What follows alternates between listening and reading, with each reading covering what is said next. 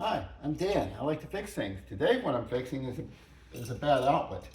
Um, when we plugged lights in here, they flickered, and that was because an electrician in a hurry pushed the wires into the holes in the back. That's the worst way the old outlets were made to do that, but it's the worst way to do them. So don't don't do that. Uh, what's better is to wrap the wires around the screws and then tighten the screws down. Now, we're just showing you how to do the simplest, most basic replacement of an outlet. I've already started. I'm not going to put this back in to show you, but you unscrew the screws and take the wires out, either cut the wires off or take them out. So you've got 3 wires. One wire is usually red or black, and that's a hot wire. So the electricity comes from the circuit panel through that, and it flows through your lamp or your heater or whatever you plug into it. It flows from that back on the neutral wire, which is white. Okay? The green wire is a ground wire, and that's for your safety. So that's the 3 wires. On an outlet, I'll show you on a prettier, newer outlet. On an outlet, if you look at the front, there's a big slot, a small slot, and a round, mostly rounded slot. Okay, the big slot is a neutral wire, and the small slot is for the hot wire. Okay, and the reason they do that is it makes it harder for a kid or somebody that's just not too bright to jam something in there and get a shock. Okay, so that's a safety thing. The small hole is for the hot wire. Now, if you look at the side, there's 2 screws here. When I got this, they were both out all the way. So since I'm only using 1 wire on each side, I pushed them both in because I don't want them making contact with this metal box and causing a short. Okay, so the other 2 screws are left out because I'm going to put wires on them. The right side, where the small holes are, is the screws are gold. These 2 gold screws are gold because that's the hot side. The other side is silver. So if you see silver screws, the silver screws are for the neutral wire. And the green screw, guess what? That goes to the green wire, the ground wire. Now, first thing we need to do is strip these. I've got one wire already stripped, and these are some Husky pliers. They work pretty well. And you did turn all the electricity off on the All the electricity is off, breaker. so I can touch this hot wire and not get shocked because the circuit breaker is turned off. Don't work on hot circuits; it's dangerous. At the very worst, you'll wind up burning marks in your tools. So, or maybe electrocuting yourself. Don't do that. So the circuit breaker's off. There's nobody else in the house to turn it on because my wife's filming. So we're going to take these pliers, which are all around the electrician's pliers. They're very handy because they're needle nosed, they're very strong pliers, and they also have wire strippers in there. So we're going to strip this wire back and this other green wire.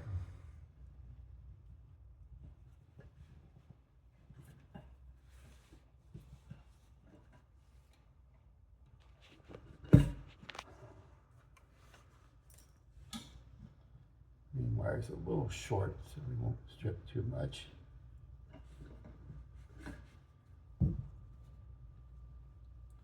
Twist these wires a little bit. There's numbers inside here. Those numbers tell you what gauge the wire is. Okay, so 14 gauge, 12 gauge are the most common household wire. And now we're ready to install this. So we're going to take the needle nose, which are very good for this, wrap this wire around. Now, when I tighten the wire, I'm going to turn it clockwise. So, like righty-tighty, lefty-loosey, going to turn it clockwise. And so we're going to twist this around, make a tight connection there. I'm going to take my electric screwdriver. You can use a regular screwdriver. They work just fine. They're just a little slow. Electric screwdriver, and you can use a drill, but a drill's too big and too fast. So what I find is perfect for electrical work is an electric screwdriver. This one's made by Ryobi. Most of the tool companies make a tool like this. And it just speeds up the work. So now I'm going to tighten that down. I'm not going to use the motor to tighten it down. I'm going to tighten it down manually. So I want to make sure that it's nice and snug, because a good electrical connection makes a good mechanical connection makes a good electrical connection. Make sure you get that mechanical connection right. So we're going to twist this around. Make a little hook in there. Put it around the neutral side. We know it's the neutral side because it's got the bigger hole and it's got the silver screw. We know this is the hot side because it has a smaller hole and it's got the gold screw. Okay, so that gives us two ways to make sure we're doing this correctly. Take our electric screwdriver. Thank you, Ryobi. Not that they gave it to me, I bought it, but thanks for making a good tool. And I'm Dan at Dan Fixes Everything. If you want to send me any tools, they never have, but maybe someday they will. And I can review a tool for you. I've done a few tool reviews for them for free, but hey, maybe someday they'll toss me a free tool. Or my shirt size is large, and my car size is Tesla, so because it's electrical.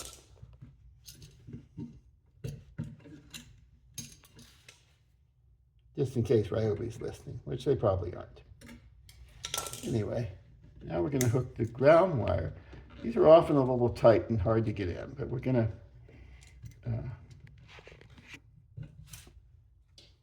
open that screw up as far as it will go.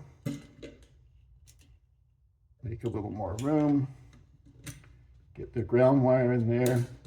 And again, just like the other two, I made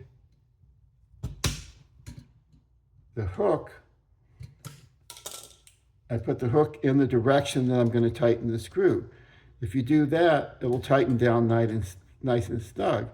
If you turn the open part the wrong way, then when you tighten the screw down, it may open it up and actually push the wire out from under the screw. Then you don't have a good mechanical connection. And what do we know?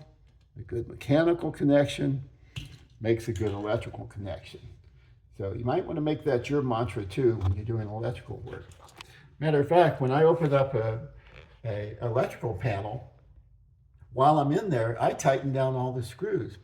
Now, you might not think screws would get loose on their own, but electrical systems go through heat and cool cycles. You plug in your light, or you plug in your heater, or your fan, whatever you plug in there, electricity flows through. Whenever electricity flows through a conductor, there's resistance. And when there's resistance, that resistance creates heat. So the wires get hotter, they get cooler. They get hot and cool with weather and the way you set your heat or air conditioner. But even if your AC is 72 degrees year-round, the wires and your screws at your outlets, they're going to get hot and cold because current passes through them. Okay? So when that happens, it's micro movements, but over long periods of time, it can make connections loose. So if you're working with electricity, tighten your connections. If you open up a circuit panel for some reason, because you're replacing circuit breakers or something, while you're in there, go to each circuit breaker and tighten the screw that holds the wire in the circuit breaker. Okay? You'll find some of them will be not completely tight. That can lead to electrical problems. So we don't want electrical problems. We don't want any problems, but problems come. Learn how to deal with them. And do the best we can. So we're going to try to get this nice and straight. These screws, particularly when you're taking outlets out and putting them back in, or switches out and in, the screws tend to be pretty long. And it can take a while to sit there with a screwdriver and turn and turn and turn. So, oops. That one must be cross-threaded. Let's try again. There we go. Ah. Well, let's see what's going on. I think I know what's going on. So this will be another lesson. Let's pull this back out and take a look. Okay. And I want a close-up of this. Right in here, where the screw goes, when I'm trying to put this long screw in, it can't go in because in these old metal boxes, and you may or may not run into a problem like this, in these old metal boxes, where the wires come in from the bottom, that bottom screw won't go in because it's too long. So that's the screw that I had, but this is the screw. Get you up here in the light. This is the screw that came out. So somebody cut that screw off and made it shorter so that it would work here. So I'm going to use the old short screw. And on top, there's no problem like that. So on top, I'm going to use the long one.